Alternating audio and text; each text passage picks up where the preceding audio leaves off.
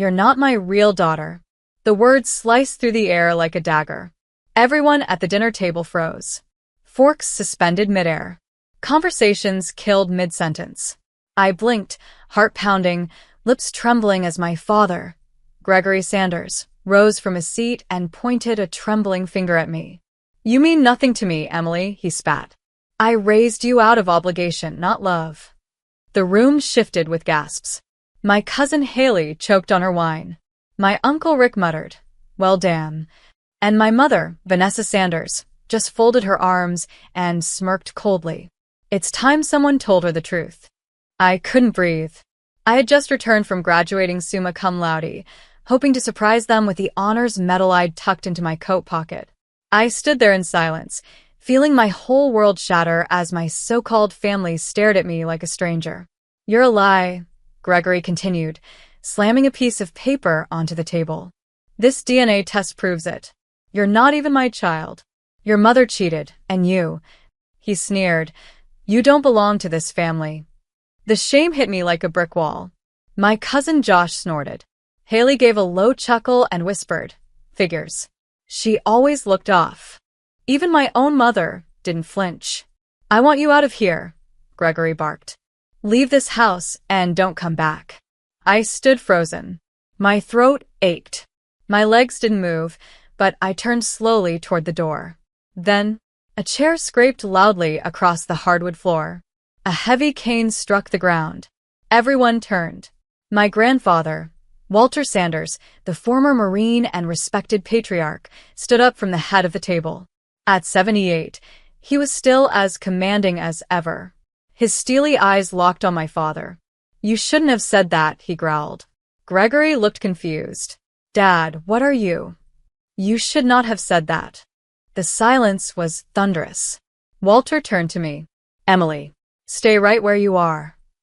My vision blurred. My feet obeyed. Walter reached into the inside of his blazer and pulled out a thick yellow envelope. He tossed it across the table with the same force a judge might slam a gavel. It landed right beside the DNA report. "Read it," he said. Gregory scoffed. "What the hell is this?" "A truth I've kept locked away. Until now." Gregory opened the envelope. As he read, color drained from his face. His lips moved, but no sound came. His hands started to tremble. He looked up at Walter. This isn't true. You forged this." But Walter wasn't done. He turned to the room. "You all want the truth? Here it is. Emily is not only my granddaughter, she is the sole heir to the Sanders estate. That letter confirms it. And I made the change the day she was born." Gasps erupted. Vanessa's jaw dropped. Rick stood up, stunned. Josh muttered, "Wait, what?" Walter walked over to me and pressed another envelope into my hand. "This is for you, Emily. Every deed, every asset, every account. You are the future of this family. You always were." I opened my mouth but couldn't speak. My voice was gone, trapped behind years of silence and pain. Walter's gaze turned ice cold as he faced Gregory. "She's not leaving tonight, son. You are." Gregory stared, horrified. "Dad, you can't. Get out of my house. Before I have security drag you out." No one moved to stop it. Not Vanessa. Not Haley. Not a soul. Gregory's shoulders sagged. He fell to his knees, right in front of me. "Emily," he whispered, voice cracking. "Please." I didn't mean to, I didn't know, but I turned away. For the first time in my life, I wasn't the girl with no place at the table. I was the woman who now owned the table. And this was just the start.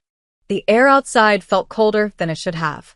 Maybe it was shock, or maybe it was the way my body hadn't caught up with what had just happened. My father, Gregory Sanders, was still on his knees when I walked out of the room. But it wasn't weakness that made me walk away. It was clarity. I stepped out onto the porch, the moonlight spilling across the stone steps, and breathed in as if I was tasting freedom for the first time. Grandpa Walter followed behind me slowly, his cane tapping the wood like a slow drumbeat. "You all right, kiddo?" he asked gently, settling on the bench beside me. I nodded stiffly. "I don't know what just happened." He smiled faintly. You finally saw what they were really like. He paused. And they finally saw what I've always known about you. I swallowed hard. Why did you wait so long to tell me? Walter sighed. Because I was waiting for the moment you stopped needing their love to define your worth. That landed deep. I looked down at the envelope in my hands, the one he gave me. Inside were documents with power I hadn't even begun to grasp. Properties. Stocks. The Sanders legacy. And it all belonged to me. Grandpa continued. Greg thought he could keep the DNA test secret. But what he didn't know is your biological father isn't just any man. I turned to him sharply. What? Walter nodded solemnly. His name was Michael Reeves, a soldier I served with. Brave, brilliant. Died before he ever got to meet you. Your mom, Vanessa, she hid the pregnancy at first. But I knew, and I swore to Michael on his deathbed that I'd take care of you. I couldn't believe it. He was a soldier? He was more than that. He saved my life in '86. And when I learned he had a daughter out there, well, let's just say my definition of family changed that day. A new kind of grief washed over me, one I'd never known I carried. Walter reached out and squeezed my hand. You didn't lose a father tonight. You found the truth. And that's more powerful than anything Greg could have offered. Just then, the front door creaked open behind us. My cousin Haley stepped out, her expression uncertain. She walked over cautiously, arms folded, her voice quieter than I'd ever heard it. Emily, I didn't know. I'm sorry for what I said earlier. I raised a brow. Which part? When you laughed? Or when you called me a mistake? Her face flushed red. Both. We all thought Grandpa would leave everything to Dad or Rick. Walter's voice turned to steel. Well, they thought wrong. None of them have ever earned it. Haley looked at me again. I know you don't owe me anything, but if there's ever a chance to. She stopped herself. I just wanted to say I was wrong. I didn't answer. Not yet, because I needed to see something first. The next morning, I stood in the grand living room of the Sanders estate, my estate now. My parents were gone. They'd left during the night, too ashamed to face the rest of the family. The silence in the halls felt satisfying. I opened the safe behind the portrait of my great-grandfather, using the code Walter whispered to me last night. Inside were files, keys, and one handwritten letter, titled, To my granddaughter Emily. It was from Michael Reeves. I sat down to read. Asterisk, I may never get to meet you, Emily. But I want you to know that if there's one thing I regret in life, it's not getting to hold you even once. Your mother was scared.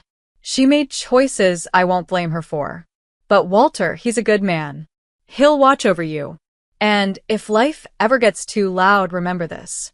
Blood makes you related. But loyalty? That makes you family. And you, my girl, are more than just a Sanders. You're Reeves. Don't ever let anyone make you feel small in a world you were born to lead. Asterisk. By the time I finished reading, I was crying quietly, my fists curled into my lap. That day, I made a decision. I wasn't just going to inherit the Sanders legacy. I was going to rebuild it in my name. The woman they laughed at last night would be the one they'd beg for mercy from tomorrow. And I'd do it not through vengeance, but through undeniable success. 3 days later, I walked into the downtown office building that had the Sanders name etched into the marble wall. But now it meant something else. The receptionist nearly choked on her coffee when she saw me. Miss Emily, she stammered. Do you have an appointment? I smiled calmly. No.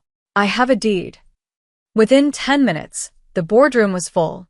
All the top executives, men who had worked under my grandfather and then grown arrogant under my father's control, were seated around the polished oak table. My father's chair was noticeably empty. I stepped to the front with Walter at my side. He stood, leaning on his cane, silent, but his presence was all the backup I needed. Let's make something clear, I said, my voice even but sharp. As of 72 hours ago, I became the sole legal owner of Sanders International Holdings. Every contract, every share, every property now reports to me. Murmurs. One exec, a smug guy named Troy Mallard, probably in his mid-40s, laughed under his breath. So we answer to a college grad with no corporate experience? I didn't flinch. I opened my folder and pulled out my degree, sealed with distinction. You mean this college grad? I flipped it closed and stared him down. You'll find I've spent years studying business, ethics, and innovation. While some of you spent that same time embezzling bonuses, cheating the books, and coasting on my grandfather's reputation. Troy stiffened. I dropped another folder on the table, one full of audit records I'd quietly pulled with Walter's help. Consider this your first notice, I said coldly. I'm not here to play CEO. I am the CEO. I turned to leave. And by the way, your company credit cards have been frozen until I decide who's worth keeping. Gasps followed me out. Later that evening, I sat alone on the rooftop of the estate. The city lights sparkled, and for the first time in my life, I felt something unfamiliar, peace. Walter joined me again, 2 cups of cocoa in hand. You're making waves, he said. They underestimated me, I replied. And honestly, that's their mistake. Not mine. He chuckled. You sounded just like your father when he first started. Except you've got something he never had. What's that? Integrity. I looked out into the night. I'm not going to run this empire out of spite. I'm going to run it right. Walter raised his cup. Then here's to the future. We clinked mugs. But the past wasn't done with me yet. The next morning, I received a knock on the front gate. The guards called up and told me there was a man asking to see me. He looked distressed. It was Gregory.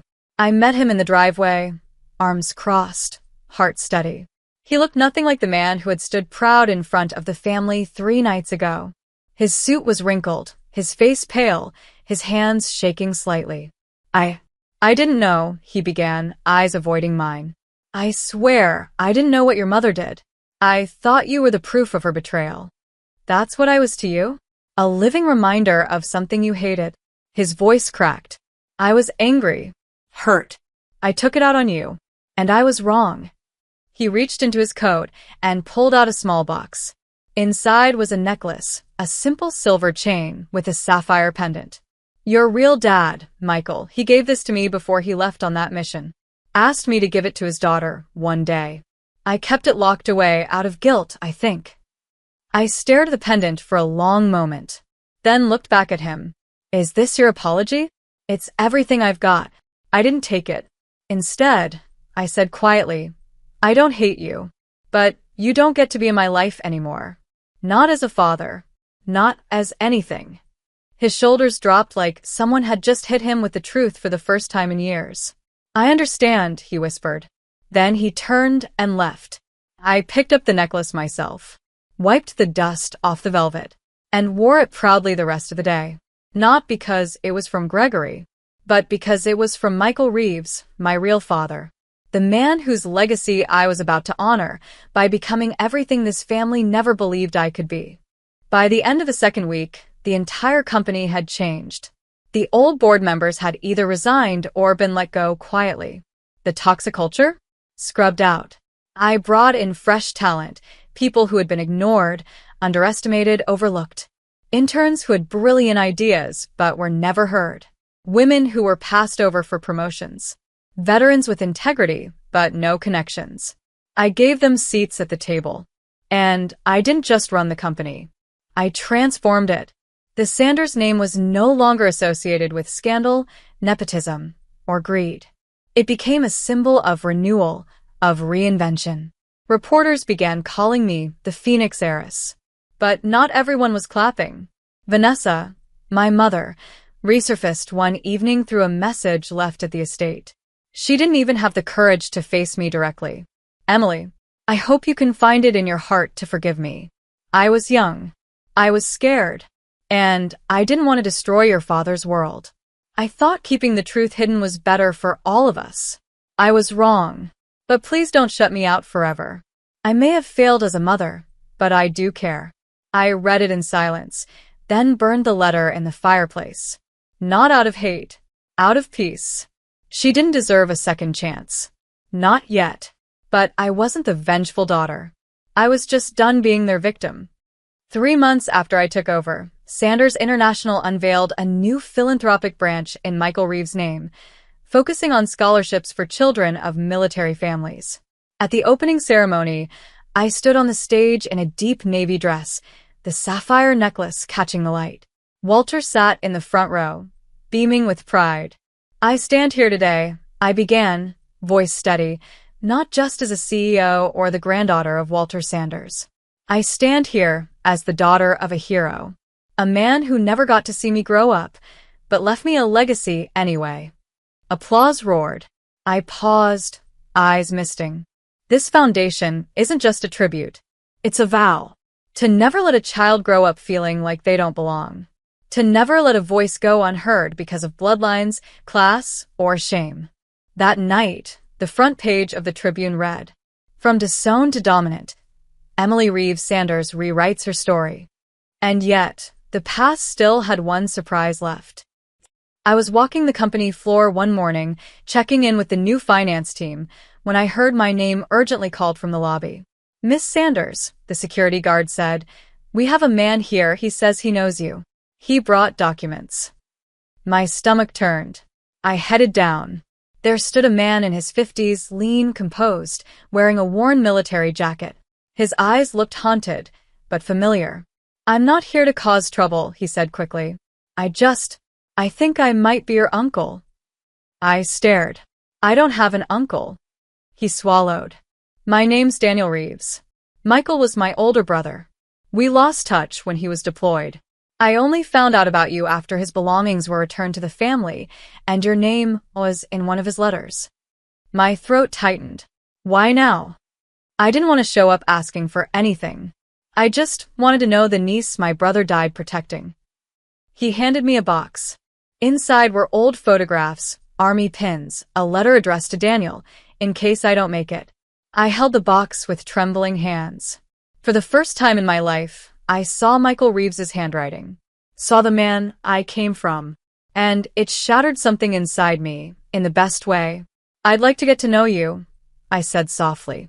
"But not here. Come home. Have dinner with me and Grandpa." Daniel's eyes welled up. He just nodded. That night, for the first time in my life, I had family. Not the ones who laughed when I was thrown out. Not the ones who smirked when they called me a mistake. But the ones who showed up with truth, loyalty, and love. And that was worth more than any empire. 6 months later, the Sanders estate looked nothing like the place I had once been kicked out of. The cold portraits of past patriarchs were replaced with art created by young, underprivileged talents, donated and commissioned through our new community program. The halls echoed with energy, not entitlement. The ballroom where I had once been publicly disowned was now used for charity galas and fundraising dinners, not family politics. And tonight, it hosted something even more meaningful. The Michael Reeves Memorial Scholarship Gala. The room sparkled with lights and hope. Survivors, veterans, widows, and students filled the space. Walter stood beside me, dressed in formal blues, chest covered in medals. And Daniel, my uncle, shook hands with donors, eyes bright, voice strong. It wasn't just a gala. It was healing. The night reached its peak when I stepped on stage, nervous, emotional, but stronger than I'd ever been.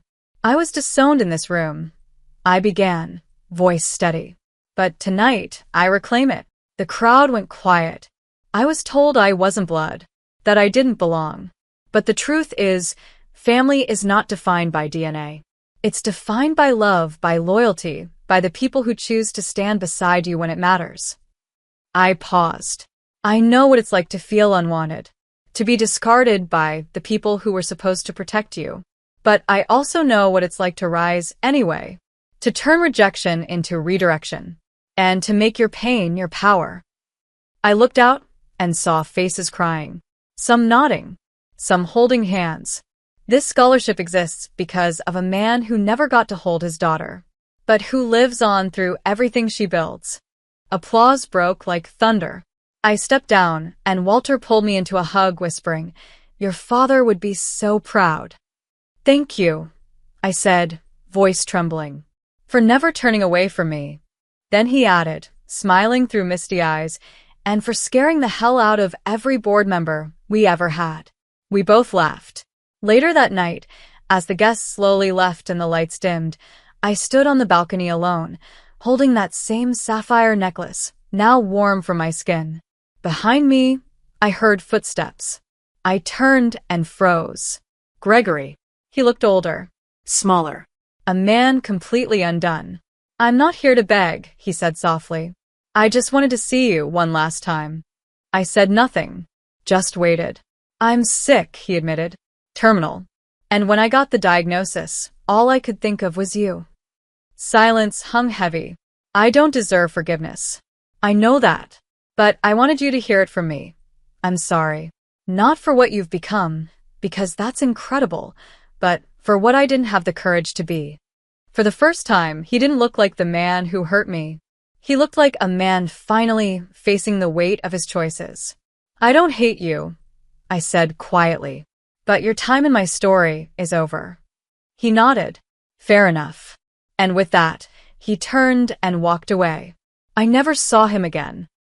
A year later, the Sanders Reeves Foundation had funded over 200 scholarships, opened 3 shelters, and launched mentorship programs for girls growing up in broken homes. One day, a little girl, 8, maybe 9, walked up to me during a foundation event and tugged my sleeve. "Are you the lady whose dad said she didn't belong?" I knelt down, surprised. I am. She grinned, tooth missing. "My mom says you're a superhero now." I smiled back, heart swelling. "Well, I don't have a cape, but I do have something better." "What?" "A second chance." She hugged me tight. I held her longer than I needed to, because that was what it was all about. I didn't get revenge. I didn't get even. I got better. I turned their rejection into a revolution. And I'd never go back. Not for a second. Not even to look.